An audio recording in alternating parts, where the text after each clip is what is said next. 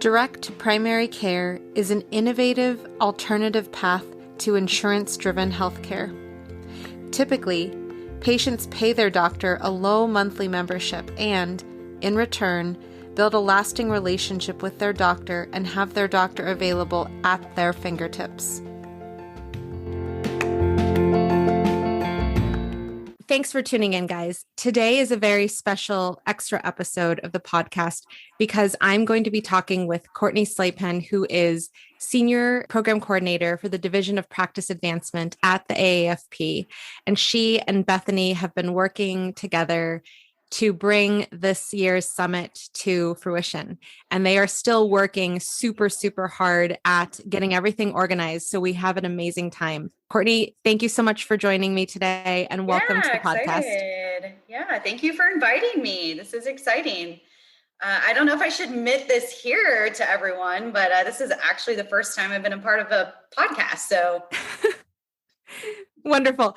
Well, I'm honored that this is your first experience on the airwaves, and what an experience to have it revolve around. So yes, the AAFP DPC Summit is going to be held between July 16th and 18th virtually this year. And I'm super excited, one, because it's the first official summit of the year, and two, because this is a time when everybody who is interested in DPC can come together at the same exact time. And even though we are not in person this year, we still can do networking around this event. So absolutely. Can you tell us about this year's summit and what we have to look forward to? We've got 2.5 days jam-packed full of stuff. We're disappointed that we aren't going to be live. This is a really unique but fun group that, like you mentioned, really enjoys networking and being together. And so I think that means that next year live will be super fun. But we've got all sorts of things planned, really good sessions. We're bringing back the procedural workshops. That was a huge hit that we added in last year. We're going to have that. We're bringing back the student and resident track. Saturday has really kind of become our kind of nuts and bolts, and where we get into how you start a practice or how you can grow your practice. So lots of great information coming your way. So let's hit this in more detail because I'm so excited just listening to you. So 2.5 days, we're starting on July 16th, which is Friday. And is there a pre-conference this time around? So we are not going to do the pre-conference. We will still have the employer workshop. That will still be a part of the event. And then on Friday, so we'll start with just like some great general opening sessions, kind of just get everybody, hey, thank you for coming back. We're so excited that you're here. Let's kick this weekend off. And then we will have a morning procedural workshop. I believe OMT is in the morning. And then in the afternoon, we've got dermoscopy. Nick Thompson, Vance Lassie, which are two favorite physicians in this area, in this section, are going to be doing a skills hack.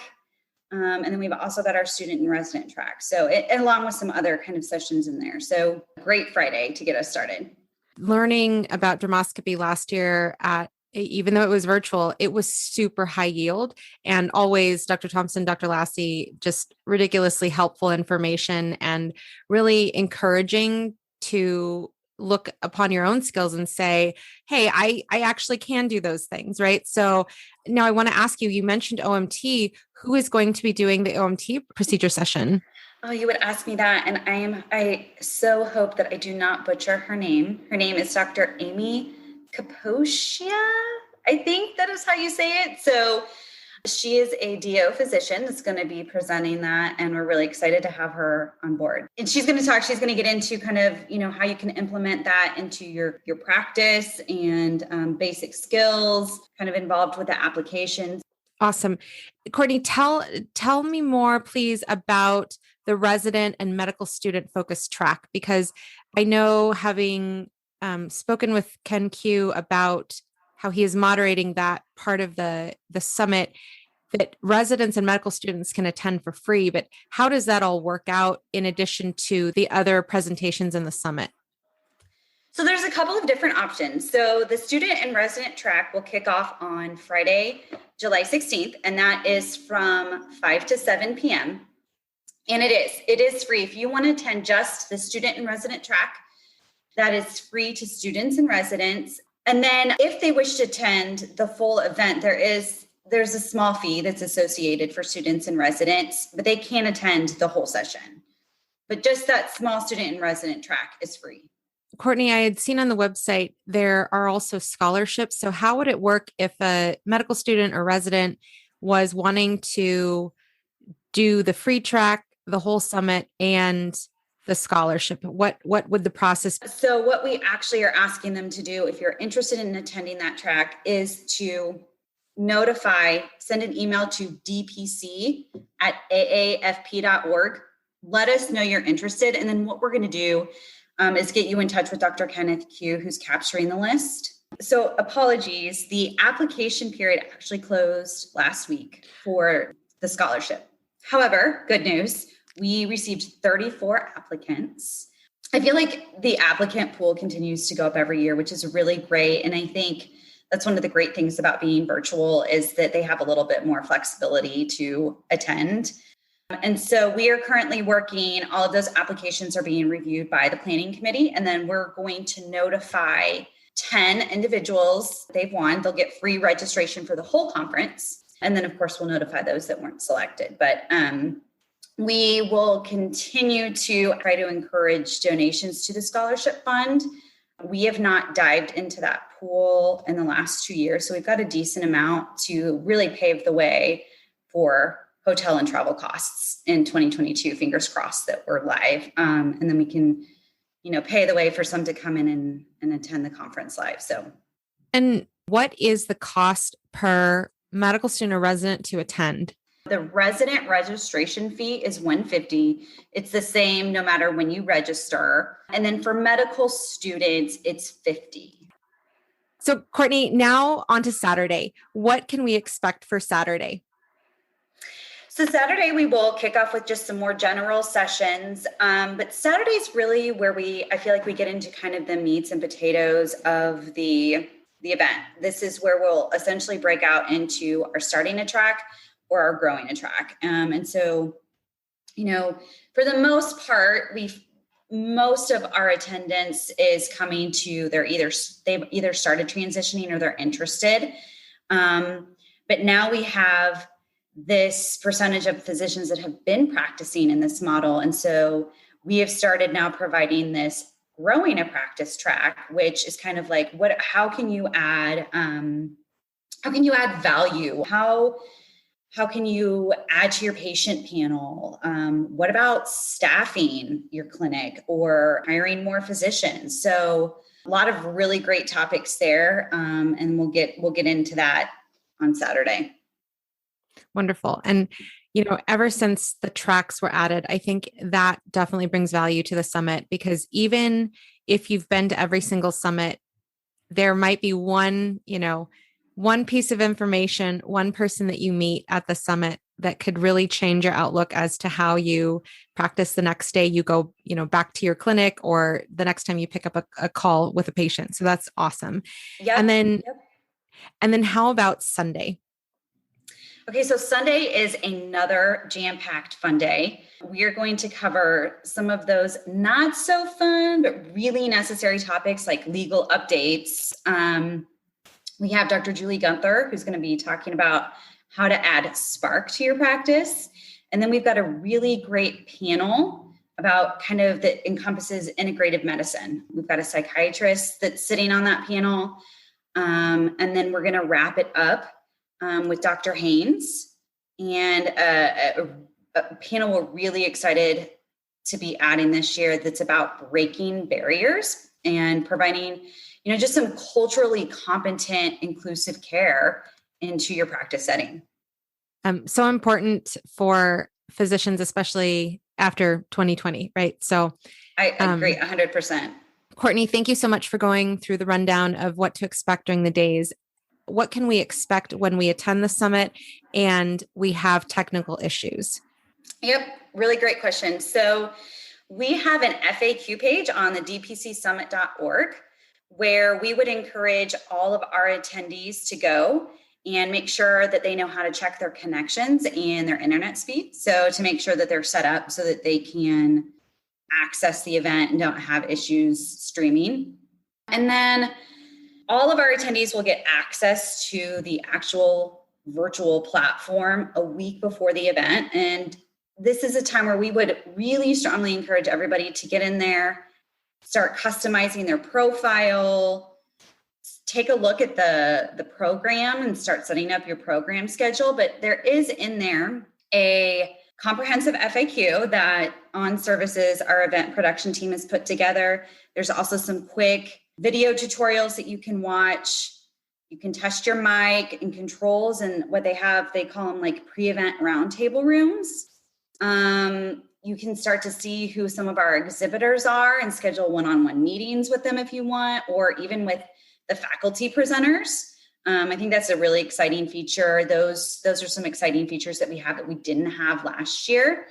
Yeah, and just really being able to, I think it will be kind of fun for the attendees to put together their profiles. Then during the actual live event, there's a help desk within the platform. And that's where that comprehensive FAQ is, the video tutorials. And then that's where you'll go during the event if you are having tech issues. We have somebody On Services has someone that will be on site to help answer questions that are coming in via email. If you're having issues like pre-event, then you'll want to send this to events@aafp.org, or you can always email dpc@aafp.org. So a few different, kind of depending on what your issues are. If they're tech during the event, we would encourage you to email via the platform, that help desk, but you can always email events@aafp.org or dpc@aafp.org. Perfect.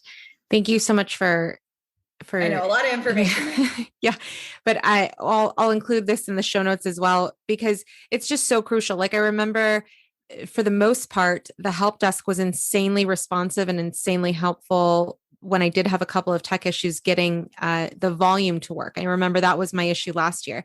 But I feel that this idea that you guys are having a whole pre-week of getting your feet wet, so to speak, is really going to help reduce, hopefully, connection issues and just general questions about using tech if somebody has not attended the summit before, or it's been a year and they don't remember exactly what was their thing that was the problem that they had to troubleshoot last year. That's awesome. And when you talk about networking, in addition to meeting potentially the faculty who are presenting, the vendors in this pre-week, what about during the event? How is it set up in terms of networking events and meeting with vendors during the 16th through 18th? So we do have specific times that are scheduled into the agenda for breaks, and we really encourage our attendees to go visit the exhibitor booth. We've got some of our, there will be some familiar faces, but we've also got some new exhibitors. So we're excited about that. But then there's also we have discussion boards. I think this is one of the great things about having access a week ahead. Like you can just get in and familiarize yourself with just the platform as a whole, so that once the event kicks off, people can start getting in, starting discussion boards, having conversations. Of course, like years past, we'll have the polls, whether or not sessions are live or pre-recorded. The faculty will be in the Q&A to answer any questions in real time. And then we also have, it's kind of one of the neat features about this platform that we're using this year is that an attendee can be watching a session with another attendee or exhibitor via a one-on-one video chat. So it's kind of cool. You can kind of explore and watch together. And then we also have this AI matchmaking, which is something we've been doing on the back end, is with all of our sessions and things we think the attendees might be looking, putting in keywords and things like that. So say, for instance, if you want to get in there a week ahead of time and start taking a look at the agenda and what sessions do I really want to attend, you can kind of be putting in keywords, and then things will pop up that, suggest to you that, oh, hey, you might want to attend this event because you put in this keyword. So that's really cool. And Courtney, what about once people are in the event and they're attending a session, the session blew their minds, they heard Dr. Christina and Dr. Jake Much talk about Defiant DPC and how things are going 1 year later, and they want to connect with them. If somebody wants to connect with a physician who has presented, are there going to be clickable links in the bios, or how do we go about contacting one another after the summit? Yep. So that page will exist. There will be a speaker page or a faculty page. I'm not sure exactly how On Services plans to identify that, clickable tab, but there will. And it will have headshots if we have headshots, and it will have bios if we have bios. It just kind of depends on whatever information our faculty provided to us. We could have Twitter handles in there, Instagrams, email addresses. So yes, there will definitely be a way to connect with faculty. Same sort of thing. If you go visit an exhibitor booth, all of that's going to be in there too. Faculty information will also be available on DPC website as well. So that'll be kind of in two different places, in case. I just want to kind of throw that out there, that we'll have the faculty information both on the dpcsummit.org and within the event platform. Wonderful. You can go and read about them. These are the things that they really wanted to highlight about themselves that they felt was, unique to them. And then also you'll be able to get contact information if you want to follow up with them during or after the event. And Courtney, what I loved about last year's summit also was that if you were in attendance and you couldn't make a session for whatever reason, you could access the recordings afterwards. How is it going to be set up this year in terms of accessing the recordings or the sessions if you aren't able to attend in person, but you've paid your registration fees? Yeah, we haven't quite worked out some of the specifics and the nuances, but yes, we will be recording all of these sessions will be recorded and available to attendees. We usually have about a month turnaround, and then anywhere from 6 months to a year that they'll be available. They will be free to those who, paid to attend. And then there is a fee for those maybe who didn't want to attend, but want to go back and purchase later. That'll be available. We're going to be providing that in what we kind of call, so we're applying for not only CME, but we're also going to be providing later on a self-study package. So yes, they will be available. We typically do a year. So I would imagine for probably a year after the event. And those are always uploaded onto the dpcsummit.org webpage. For those people who, you mentioned the self-study package, will it be something where you can pick a la carte, like I really am interested in these sessions in particular, or will it be like, this is the grow a practice track, this is the new to start a practice track? How will that work?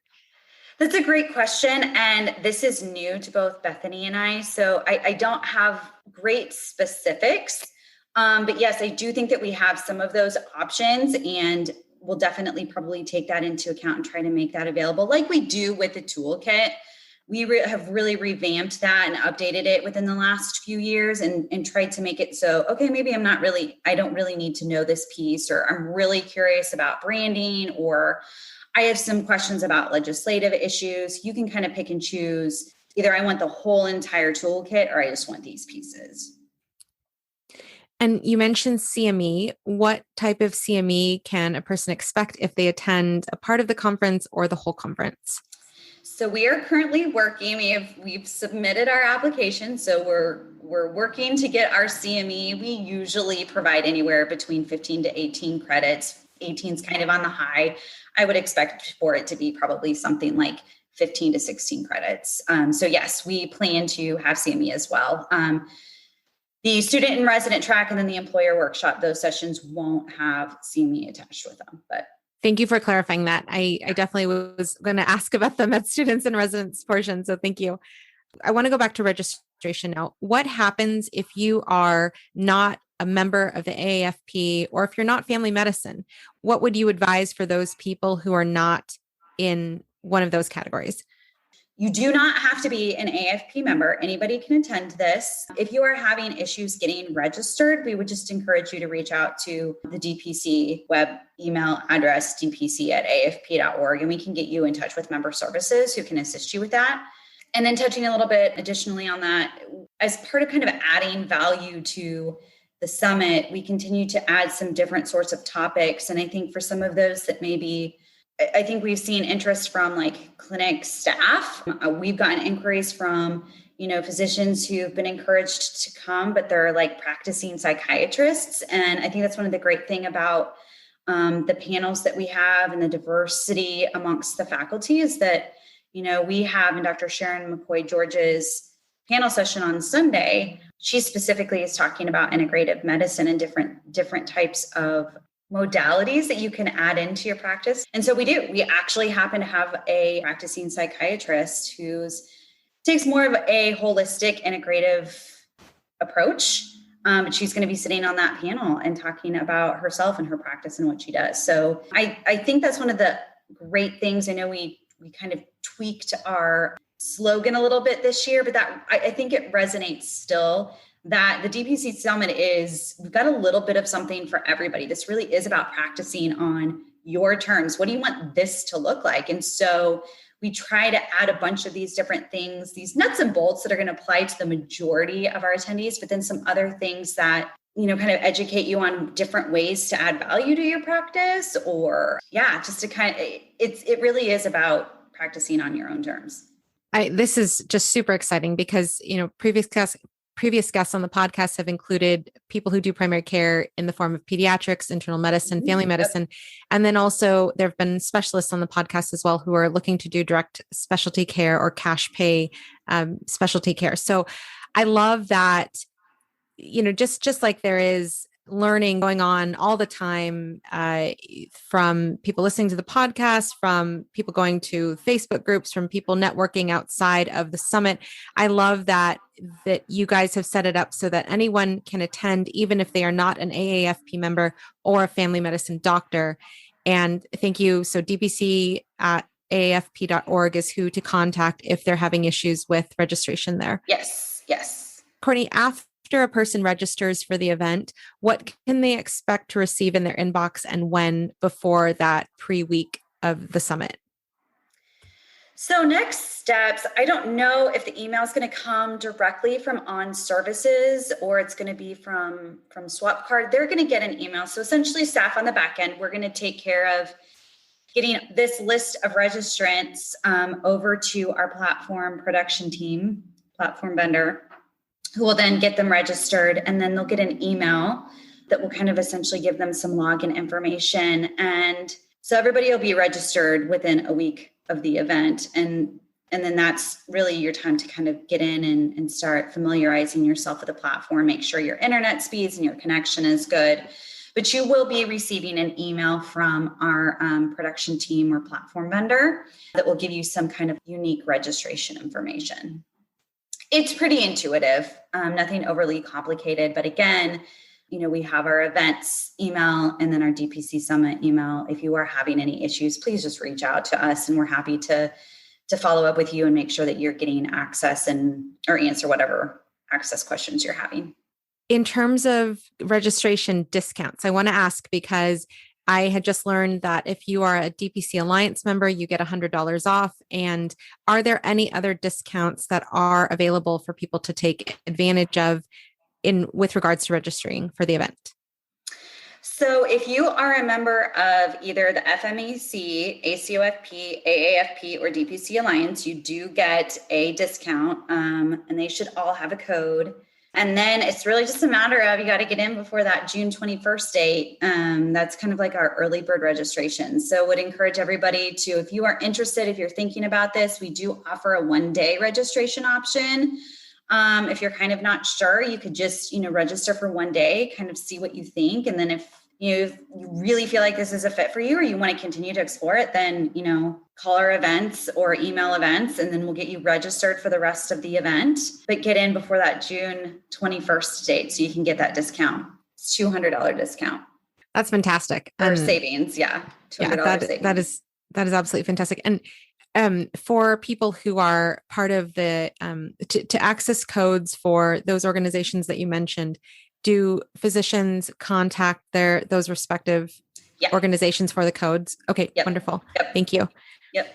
And this is getting into the nitty gritty, but if somebody does attend one day of the event and they're like, oh my goodness, I've only listened to 3 lectures and I need to attend the rest of the summit, are you guys going to be open in terms of receiving calls during the weekend, or is it all through email that they contact you if they want to attend the full event?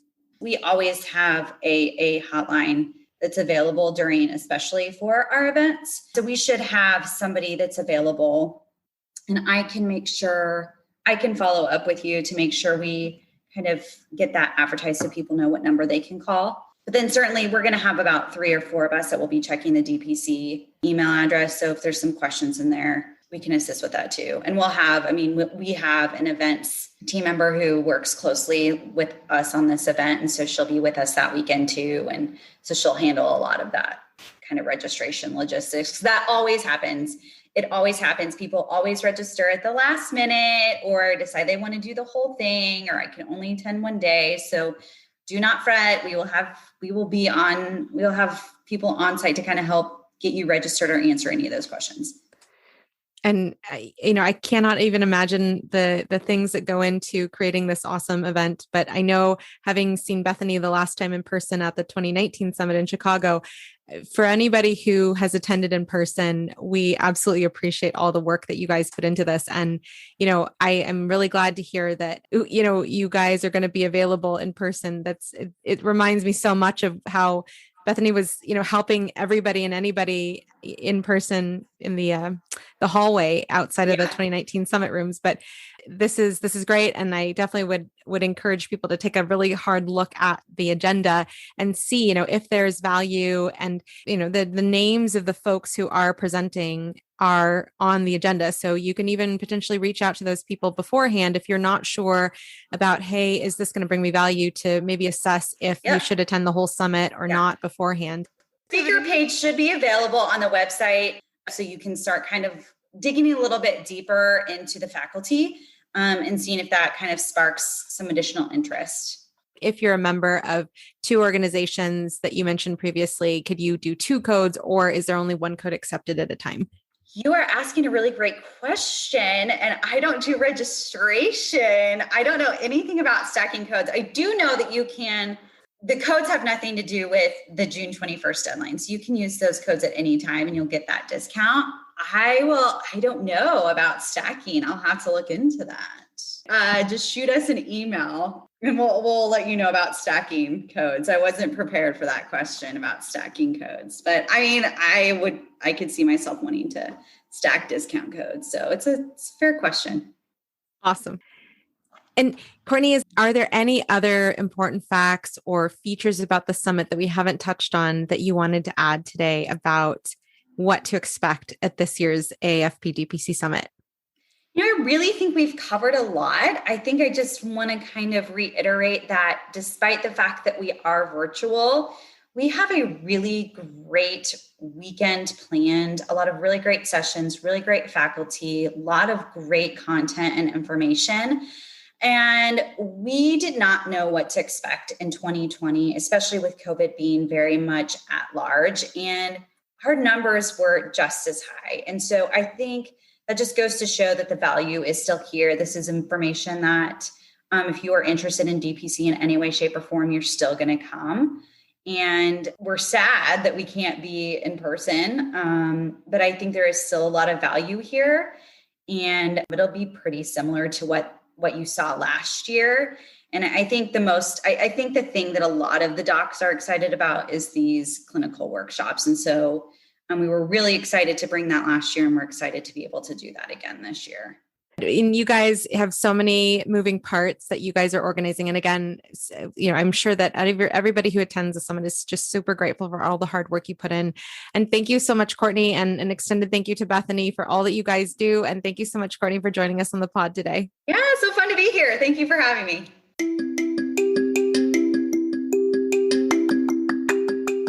Coming to the pod tomorrow is Dr. Nasser Mohamed of Osra Medical in San Francisco, California. This Tuesday, June 22nd, Dr. Rebecca Behrens and her virtual assistant, Angie Cortizo, will be talking all about virtual assistants in the direct primary care space during our next free fireside chat. Can't go? Ask your question you want answered on our SpeakPipe voicemail and hear your answer in the recording afterwards. Visit speakpipe.com/mydpcstory to leave your question. And I want to summarize the most important information Courtney shared with us today. All of the following and more is listed in the show notes.